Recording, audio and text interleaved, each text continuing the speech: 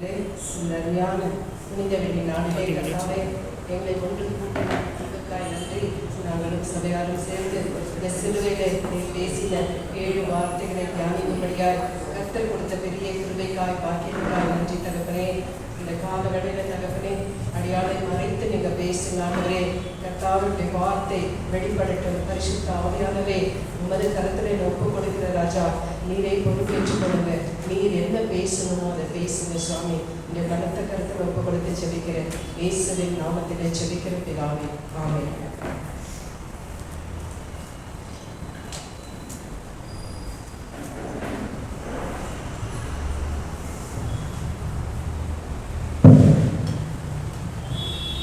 இயேசு கிறிஸ்துவின் அன்பின் நாமத்தினால உங்கள் அனைவருக்கும் என் அன்பின் வாழ்த்துக்கள். இந்த காலவேளையில நான் சிலுவையில் இயேசு பேசின 7 வார்த்தையில 3ஆம் வார்த்தையை நான் பேசுகிறேன். முதலாவது வார்த்தை மன்னிப்பு. டேனியல் பிரதர் ரொம்ப அருமையாக பேசினார். அதை கேட்கும்போது ரொம்ப சந்தோஷமா இருந்தது. கர்த்தருடைய நாமம் மகிமையடைவதாக. 2வது பிரசாந்த் அந்த ரட்சிப்பு என்ற வசனத்தை அழகா பேசினார். அவர் அதற்காக கர்த்தரை நான் துதிக்கிறேன். கர்த்தருடைய நாமம் மகிமையடைவதாக. 3ஆம் வார்த்தை நான் பேசுகிறேன். யாராவது யோவான் 19, 25, 26, 27 வாசிங்க. இன்றைக்கு நம்ம புனித வெள்ளி நாளிலே இயேசு கிறிஸ்து நமக்காக சிலுவையில் மரித்த அந்த காரியத்தை குறித்து நம்ம தியானிக்கிறோம். பிதாவாகிய தேவனின் அநாதி தீர்மானத்தின்படியே உலகத்தின் பாவங்களை எல்லாம் இயேசு சிலுவையிலே சுமந்து தீர்த்தார். அவர் பாவத்தை சுமந்து தீர்க்கிற ஒரு தேவாட்டுக்குட்டியாக சகல ஜனங்களின் பாவத்தையும் எல்லா ஜனத்தின் பாவங்களையும் கல்வாரி சிலுவையிலே தன்மையிலே ஏற்றுக்கொண்டார், சுமந்து தீர்த்தார். ஐசையா 53:12 யாராவது வாசிக்கிறீங்க?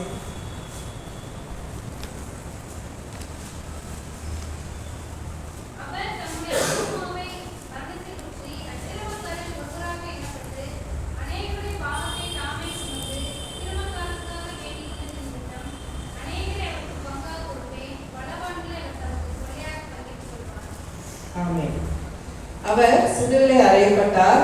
அவர் நீதியுள்ள தேவன். நம்ம இப்பொழுதுதான் கேட்டோம். அவர் பரிசுத்தம் உள்ள தேவன்.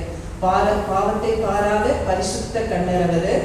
அப்பேற்பட்ட தேவன் நம்முடைய பாவத்தை எல்லாம் சுமந்தது நிமித்தம் அவர் அக்கிரமக்காரரில் ஒருவராக எண்ணப்பட்டார் என்ற தீர்க்க தரிசனம் நிறைவேறினது.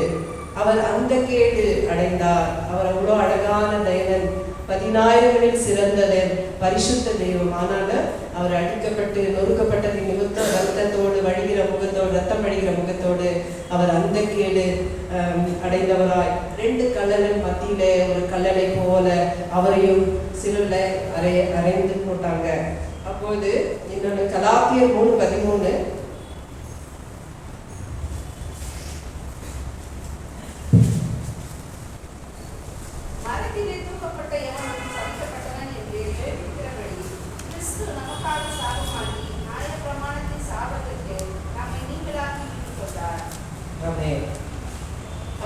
இதுல கலாத்தியர்ல சொல்லப்படுகிறது போல மரத்தில் தூக்கப்பட்ட எவனும் சபிக்கப்பட்டவன் என்று எழுதியிருக்கிறபடியே இயேசு கிறிஸ்து நமக்காக சாபமானார். நம் வாழ்க்கையில இருக்கிற சாபத்தை எல்லாம் அவர் ஏற்றுக்கொண்டார். நம்மையில இருக்கிற பாவங்களை எல்லாம் அவர் ஏற்றுக்கொண்டு மரத்திலே தூக்கப்பட்ட இயேசு கிறிஸ்து நமக்காக சாபமானார்.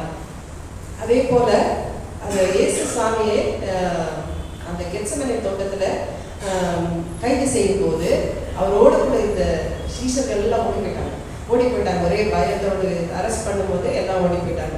ஆனா கடைசி வரை இருந்தது அவருக்கு பிரியமான அன்பான யோவானும் அவங்க தாயாரும் அந்த தாயாரோட சகோதரியும் மக்தலேனா மரியாள். இவங்க மட்டும்தான் கடைசி வரை சிலுவையின் கீழே நின்று கொண்டே இருந்தாங்க. அப்போது ஏசப்பா நிறைய அற்புதங்கள் செய்தாரு. அந்த நேரத்துல ஜனக்கூட்டம் எப்போது அவர் பின்னாலேயே அலைஞ்சாங்க. ஜனம் கூட்டம் சில வேளைகளில் இயேசுக்கு ரெஸ்ட் எடுக்க கூட நேரம் இருக்காது. அந்த மாதிரி ஜனங்க கூடவே வந்துட்டே இருப்பாங்க. அப்பேற்பட்ட கூட்டமா இருந்த ஜனங்கள் அற்புதங்களை ஏசப்பா செய்த அற்புதத்தை எல்லாம் பார்த்து அவர் பின்னாலேயே சுத்தின மக்கள் எல்லாம் இன்றைக்கு காணாமல் போயிட்டாங்க. அவருக்கு கூட இருந்த 12 சிஷ்யரும் ஓடி போயிட்டாங்க. அவருக்கு பிரியமான பேதுரு அடிக்கடி எதுக்கு எடுத்தாலும் நான் தான் முந்திரி கொட்டையாட்டம் முன்னால இருந்து பேசுற பேதுரு ஓடி ஒழிச்சு கொண்டாரு. எல்லாருமே ஓடி போயிட்டாங்க. சிலர் அடிக்கப்பட்டு அந்த 2 கல்லர்கள் மத்தியில நடுவில் வலியோடு வேதனையோடு இருக்கிற நேரத்துல கடைசியா இருந்தது அவருக்கு பிரியமான அன்பான யோவான் மட்டும்தான். அவங்க தாயார் மரியாள், மக்தலேனா மரியாள், இவங்க அந்த சிலுவை கீழே நின்று கொண்டு அழுது கொண்டிருக்காங்க. அப்பொழுது இயேசு என்ன பண்றாரு, அவருடைய வலியில மத்தியில கண்ணீர் இவ்வளோ வலிக்குது, முடியல, அந்த மரண போராட்டத்தில் இருக்கும்போது ஏசப்பா அவர் கண்ணோக்கி பார்க்குறாரு. கீழே யார் நிற்கிறாங்க அப்போ பார்க்கும்போது மரியாள் அழுது கொண்டு இருப்பாங்க, யோவான் அங்கே துக்கத்தோடு இருப்பா, மகதலேனா மரியாள். அப்போ ஏசப்பாவுடைய கண்களிலே அவங்க துக்கத்தோடு அந்த அம்மா அழுவதை பார்க்குறாரு. அப்பதான் சொல்றாரு, அவர் மரியாதை நோக்கி ஸ்திரீயே அதோ உன் மகன், யோவானை நோக்கி அதோ உன் தாய். அப்போ என்ன சொல்றாருன்னா, நமக்கு இந்த உலகத்துல ஒரு பொறுப்பு இருக்கு. கர்த்தர் நமக்கெல்லாம் ஒரு குடும்பத்தை கொடுத்திருக்கிறாரு. நம்ம குடும்பத்திலே நம்ம எப்படி இருக்கணும், நம்ம ஒவ்வொருத்தருக்கும் ஆண்டவர் என்னென்ன பொறுப்பு கொடுத்திருக்கிறார். ஒரு கணவனாய் தன் மனைவிக்கு என்ன கடமைகளை செய்யணும் ஆண்டவர் இதில் எல்லாம் போதிக்கிறார். ஒரு மனைவியாய் கணவனுக்கு என்ன செய்யணும், பிள்ளைகள் தகப்பன் தாய்க்கு என்ன செய்யணும், தாய் தகப்பன் பிள்ளைகளுக்கு என்ன செய்யணும், இந்த ரிலேஷன்ஷிப் எல்லாம் கர்த்தர் நமக்கு உண்டாக்கி கொடுத்திருக்கிறார். இந்த உலகத்துல நம்ம வாழும்போது அந்த ரிலேஷன்ஷிப்போட நம்ம ரெஸ்பெக்ட் பண்ணி அந்த காரியங்களை அந்த கடமைகளை நம்ம ஒழுங்குகரமாய் செய்யணுன்றது தான் தேவ திட்டம். அதனால தான் ஒரு மகனாய் இருந்து தன் தாய் அழுகிறதை பார்க்கும்போது அவர் மரண தருவாயில இருந்தாலும் அவர் அந்த பொறுப்பு உணர்வு வருது. இப்போ நம்ம தாயாரை யார் பராமரிப்பாங்க அப்படின்னு சொல்லிட்டு தனக்கு அன்பான சீஷன் யோவானை நோக்கி அதோ உன் தாய், நீ அவங்களை பொறுப்பேற்றுக் கொள்ளுங்க அப்படின்னு சொல்றாரு. அப்போ அந்த நேரத்திலிருந்து யோவான் மரியாளை தன் தாயாக ஏற்றுக்கொண்டான். ஸோ என்னன்னா, இயேசு தன் தாயை பராமரிக்கும் பொறுப்பை யோவானிடத்தில் ஒப்பு கொடுத்தார். நமக்கு யாத்திராகமம் 20:12 யாராவது வாசிங்க.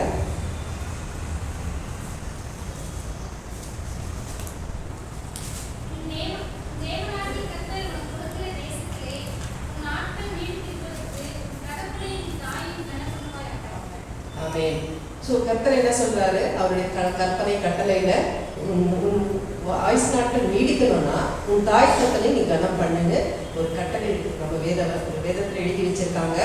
அந்த பொறுப்பு இயேசு உலகத்திலே மனுஷனாக பிறந்த போது தன் தாய்க்கு அந்த கடமையை செய்தார். அது அவர் இறந்து போயிட்டா யார் நம்ம அம்மாவை பார்ப்பாங்கன்னு சொல்லி யோவானிடத்தில் அம்மாவை ஒப்பு கொடுக்கிறார். ஸோ இந்த ஒரு பொறுப்பு, தன் தாயை பராமரிக்கும் பொறுப்பை யோவானுக்கு ஏசப்பா கொடுக்குறாங்க. அதுபோல இன்னொரு வசனம் எபேசியர் 6:3 இதே தான் கொடுத்துருக்காங்க. ஏசப்பா அந்த வார்த்தை இருக்குது. எபேசியர் 6:3 உன் தகப்பனையும் உன் தாயையும் கனம் பண்ணுவாயாக என்பதே வாக்குத்தத்தம் உள்ள முதலாம் கற்பனையாக இருக்கிறது. ஆமென். அதுதான் இதுலயும் ஆண்டவர் தன் தாய் தகப்பனை நம்ம எப்படி கனம் பண்ணணும். முக்கியமா வயசான நேரத்துல அவங்களை விட்டு விடாதபடிக்கு நம்ம எவ்வளவு முடியுமோ அவ்வளோ அவங்களை பாதுகாக்கணும், அவங்களை பராமரிக்கணும், அவங்களை விட்டு விடக்கூடாது. இந்த காரியத்தை நமக்கு சொல்லி கொடுக்கிறாரு இயேசுப்பா. அவர் நமக்கு ஒரு ரோல் மாடலா இருக்கிறாரு.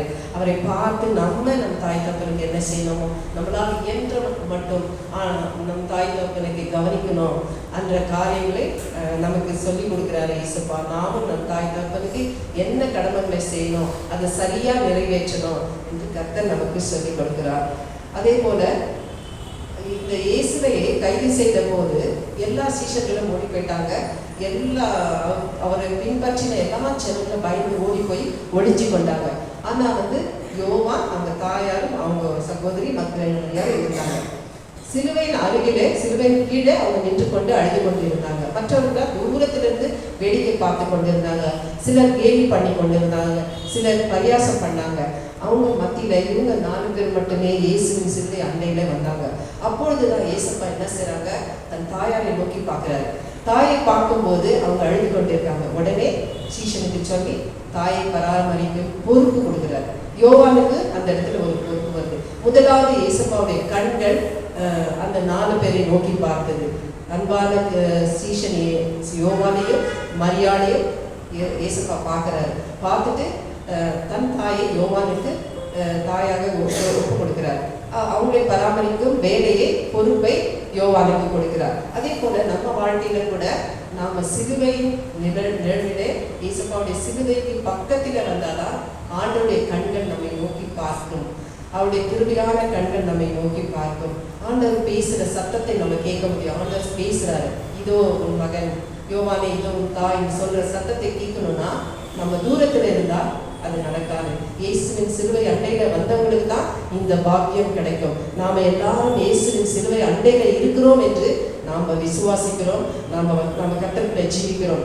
ஆனாலும் சில காரியங்கள் பிரதர்ஸ் எல்லாம் சொன்னது போல நாமே ஒவ்வொரு நாளும் நம்மளே நாமே சோதித்து பார்க்கணும். whether we are close to the God, இல்ல தூரமா இருக்கிறோமா, சிலுவை பக்கத்துல இருக்கிறோமா, இயேசுப்பா கிட்ட இருக்கிறோமா, இல்ல தூரத்துல இருக்கிறோமா என்று நம்மை நாமே ஆராய்ந்து பார்க்கணும். அதுதான் சிலுவை பக்கத்துல வந்த மரியாளுக்கும் யோவானுக்கும் கர்த்தர் பேசினது கேட்டது. அவங்களுக்காக இயேசுப்பா பேசினாங்க. அவங்களுக்கு ஒரு ஐக்கியத்தை, ஒரு ரிலேஷன்ஷிப்பை உண்டு பண்ணி கொடுத்தாரு. இப்பொழுது யோவானும் மரியாளும் ஒரு மகனும் தாயாக ஒரு ரிலேஷன்ஷிப்பு கிடைச்சது. அதுபோல இயேசுப்பா குடும்பங்களை கட்டுகிறார். குடும்பத்துல ஒவ்வொருத்தருக்கும் ஒவ்வொரு பொறுப்பு உண்டு. அந்த பொறுப்புகளை சரியாக செய்ய வேண்டும் என்பதை இந்த காரியத்திலே உணர்த்துகிறார். தன் தாய் தகப்பனை கனம் பண்ணணும், அப்போ நம்முடைய ஆயுசு நாட்கள் நீண்டு இருக்கும் என்று சொல்லுகிறார். இந்த இடத்துல அவர் அந்த பொறுப்பை சரியாக செய்து முடித்தார். பிதாவின் சித்தத்தை பரலோகத்தில நிறைவேற்றினார். பரலோகத்தில் இருக்கிற தேவனுடைய பிதாவின் சித்தம் பூமியில நிறைவேறும்படியாக அவர் சிலுவிலே வந்து நமக்காக மறிக்கிற அந்த வேளையில தன் தாய்க்காக இந்த காரியத்தை செய்தார். இயேசுவோடைய கண்கள் கிட்ட இருவர்களை நோக்கி பார்த்தது, அவங்களுக்கு பொறுப்புகளை கொடுத்தார். அதே போல யோவான் 21 வந்து 3 முறை என்ன செய்யறாரு, பேதுரு கிட்ட இயேசு பேசுவாரு. பேதுருவே பேதுருவே நீ என்னை நேசிக்கிறாயா, என்னை நேசிக்கிறாயா அப்படின்னு கேட்பாரு. அப்போ பேதுரு சொல்ல, ஆமாண்டரே நான் உன்னை நேசிக்கிறேன். இன்னொரு வாட்டி கேட்கிறாரு, பேதுருவே நீ என்னை நேசிக்கிறாயா? அப்ப பேதுரு சொல்ல, ஆமாண்டரே நான் உன்னை நேசிக்கிறேனே. இல்ல இன்னொரு வாட்டி கேட்பாரு, பேதுருவே நீ என்னை நேசிக்கிறாயா? ஆமாண்டரே நீர் அதை அறிவீர் அப்படின்னு சொல்றாரு. அப்போ நீ என்னை நேசித்தாயா என் நாடுகளை மேய்ப்பாயாக அப்படின்னு சொல்லி பேசப்பா சொல்றாரு பேதுருக்கிட்ட. நீ என்னை நேசிச்சேன்னா என் ஆடுகளை ஆண்டவர் என்ன நினைக்கிறாருன்னா, தன் ஆடுகளை மேய்க்கிறதுக்கு யார் இருக்காங்க? ஆண்டவர் ஒரு இடத்துல இப்படி சொல்லுவார் இல்லையா, எனக்காக யார் இருக்காங்க, என் ஜனங்களுக்காக அவர் யார் அவங்களை ரட்சிக்க கொண்டு போவாங்க, யார் அவங்களுக்காக ஊழியம் செய்வாங்கன்னு ஆண்டோடைய கண்கள் நம்ம மேல இருக்குது. நம்ம ஊழியம் செய்ய யார் இருக்காங்க, ஊழியக்காரங்க வேணும்னு ஆண்டவர் நினைக்கிறார். அதுதான் பேதுருகிட்ட சொல்றாரு, நீ என் ஆடுகளை மேய்ப்பாயாக. அது போல இயேசுவின் சிலுவை அண்டையில வருகிறவர்களுக்கு தான் கர்த்தருடைய பார்வை கிடைக்கும், கர்த்தருடைய அன்பான பார்வை கிடைக்கும், இயேசுவின் பார்வை கிடைக்கும். அதே போல அவருடைய சத்தத்தை சிலுவையில பக்கத்துல இருக்கிறவங்களுக்கு தான் கேட்க முடியும். அவங்களுக்கு தான் இயேசுப்பா பொறுப்புகளை கொடுப்பார், தன் ஆடுகளை மேய்க்க சொல்லுவார். அது போல நாம் எங்க நிற்கிறோம், இயேசுப்பா கிட்ட நிற்கிறோமா? அப்படி சத்தம் கேட்கும், நீங்க ஆடுகளை மேய்ப்பீர்களா என்று. நாம் எங்கே நிற்கிறோம்? அவருடைய அருகில இருக்கிறோமா, தூரத்துல ஒளிஞ்சு கொண்டு பார்க்கிறோமா, இல்ல அவரை கேள்வி செய்யற கூட்டத்துல இருக்கிறோமா, நம்ம பரிகாச கூட்டத்துல இருக்கிறோமா? இல்ல, நாம எல்லாம் ஆண்டவருடைய கிட்டதான் இருக்கிறோம், சிலுவையில் அன்னை நெல்லதான் இருக்கிறோம். ஆனாலும் ஒவ்வொரு நாளும் நம்மளை நாமே சுத்திகரித்து நம் பாவத்தை உணர்ந்து ஆண்டவர் யார் என்பதை உணர்ந்து கொள்ளணும், நாம் யார் என்பதை உணர்ந்து கொள்ளணும். ஆண்டவரோட நம்மளோட ரிலேஷன்ஷிப்பு எப்போதுமே அது ரொம்ப க்ளோஸா வச்சுக்கிட்டு நம்மளோட ரிலேஷன்ஷிப் இன்டிமேட் ரிலேஷன்ஷிப்பா தேவனோடு க்ளோஸா நம்ம வாழும்போது அந்த பிரசாந்த் சொன்னதை போல பரலோகத்துக்கு நம்ம போகும்போது நம்ம ஆண்டவர் எனக்காக மதிச்சார், அதனால நாங்க பரலோகத்துக்கு வரோம். ஆண்டவர் மதிச்சார், என்னுடைய சுய நீதியோ நான் என்னோட ரட்சிப்போ நான் உண்மையாய் வாழ்ந்தா சொன்னேன் நத்திங், அதெல்லாம் தப்பு. என்னது, நம்மளுடைய ரட்சிப்போ நான் ரட்சிக்கப்பட்டதுனால அல்லவோ, நான் உண்மையாய் வாழ்ந்ததுனாலவோ, இல்லை பெரிய பெரிய நன்மை செய்ததுனால அல்லவே அல்ல. இயேசு எனக்காக மரித்தார், இயேசு என் பாவத்தை சுமந்து தீர்த்தார், இயேசு என் அக்கிரமத்தை சுமந்து தீர்த்தார். அதனால தான் இந்த பரலோக பாக்கியம் நமக்கு எல்லாம் கிடைச்சிருக்குது என்று நம்ம உணர்ந்து கொள்வோம். கர்த்தரை மகிமைப்படுத்துவோம். கர்த்தர் கொடுத்த இந்த பெரிய பாக்கியத்துக்காய் ஸ்தாபித்த கர்த்தருக்கு ஸ்தோத்திரம். சபையாருக்கு நன்றி, பாஸ்டருக்கு நன்றி.